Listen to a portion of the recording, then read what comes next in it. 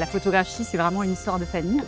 J'ai pas tout de suite pensé devenir photographe parce que ça semblait compliqué et pas forcément faisable. Mais très vite, j'ai eu envie de tenter ma chance et j'ai fait une formation de photojournalisme parce que c'était vraiment le photojournalisme qui m'a donné envie d'être photographe. Mais je me suis aperçue assez rapidement que c'est pas forcément une écriture et un milieu qui me convenaient. Donc pendant des années, j'ai fait des photographies plutôt de paysages, des photos plus abstraites. Pour moi, c'est là qu'il y a vraiment eu une recherche de comment est-ce que je fais pour raconter des histoires, mais sans être ancré dans la réalité, pour trouver quelque chose qui serait entre la réalité et la fiction, pour garder le côté poétique, le côté imaginaire que j'avais pu développer dans mes travaux autour du paysage et qui était déjà présent quand je faisais du photojournalisme et qui posait parfois problème parce que j'avais des écritures assez différentes et je tendais toujours vers cette part un peu de mystère et un peu énigmatique qui ne correspond pas forcément on va dire, à ce qu'on attend d'un photojournaliste. Et donc à ce moment-là, j'ai décidé de faire une formation. Et c'est là que j'ai eu vraiment un déclic dans ma vie de photographe, c'est que j'ai fait une semaine de formation sous forme de résidence avec Claudine Doury et Eyes in Progress. Donc Eyes in Progress, c'est une structure de formation qui organise comme ça des semaines avec un photographe qui nous aide à développer un projet.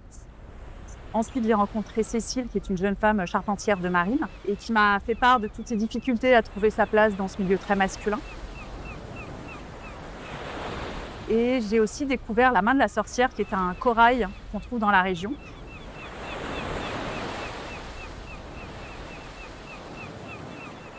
Cette façon de raconter des histoires un peu différentes entre réalité et fiction, avec beaucoup d'imaginaire, beaucoup de symbolique.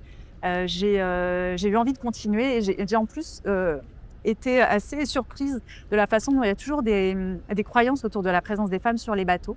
Et c'est un petit peu ça, entre autres, qui a motivé en fait, le fait que j'ai envie de tirer le fil de toutes ces histoires. Et j'ai eu envie de travailler avec des femmes marins-pêcheurs. Ensuite, j'ai rencontré Camille, qui pêche à Ploubazlanec dans les Côtes d'Armor. Ce travail s'intitule Les eaux fortes. Et voilà où je me suis concentrée sur Camille et sur sa passion pour la pêche.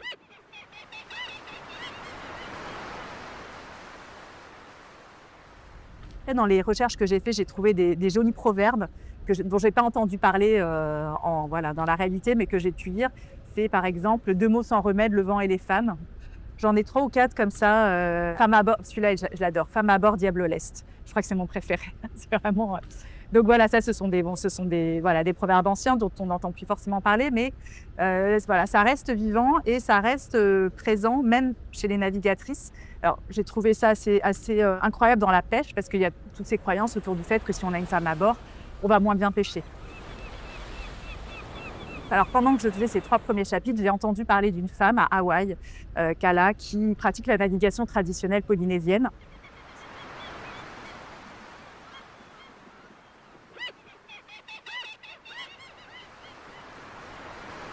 Pour résumer rapidement, parce que je pense que la plupart des gens ne connaissent pas cette navigation, elle est basée sur l'observation des étoiles, du soleil, de la lune,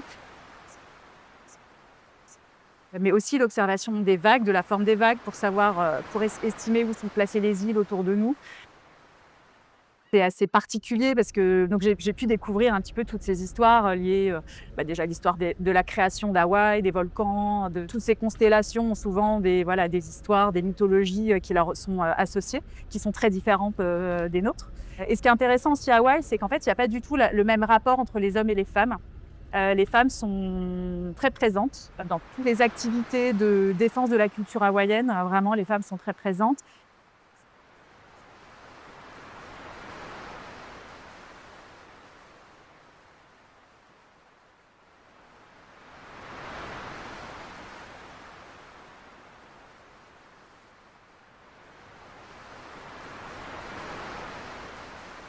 En fait, de la navigation, puisque la navigation traditionnelle hawaïenne avait complètement disparu. Ils sont allés chercher un navigateur sur une île en Micronésie parce qu'ils étaient très peu nombreux à savoir encore maîtriser toutes ces techniques de navigation qui sont quand même très, très spécifiques. Et donc, c'est Papa Mao, ce navigateur de Micronésie qui habitait sur une île, je crois, qui fait 1 km² et qui a accepté de braver les interdits. Normalement, il n'avait pas le droit de partager ses secrets avec des étrangers, même si c'était des Polynésiens. Et puis après, petit à petit, ça c'est vraiment la part des femmes a vraiment augmenté. Aujourd'hui, dans les écoles, il y a énormément de femmes qui apprennent la navigation. Je me demande même si elles ne sont pas plus nombreuses que les hommes. Et en fait, ce que les femmes me disaient, la question, c'est pas si tu es un homme ou si tu es une femme, la question, c'est est-ce que tu travailles bien? Est-ce que tu es présent sur le bateau? Est-ce que tu participes? Est-ce que tu es bénévole? Est-ce que tu participes aux travaux? Est-ce que tu viens? Voilà, est-ce que tu es présent pour la communauté? Et c'est pas du tout une question de savoir si tu es un homme, si tu es une femme, et même pas une question de force physique, dans le sens où ce sont des bateaux, on est toujours plusieurs pour faire les choses, donc on arrive toujours à faire en fait ensemble.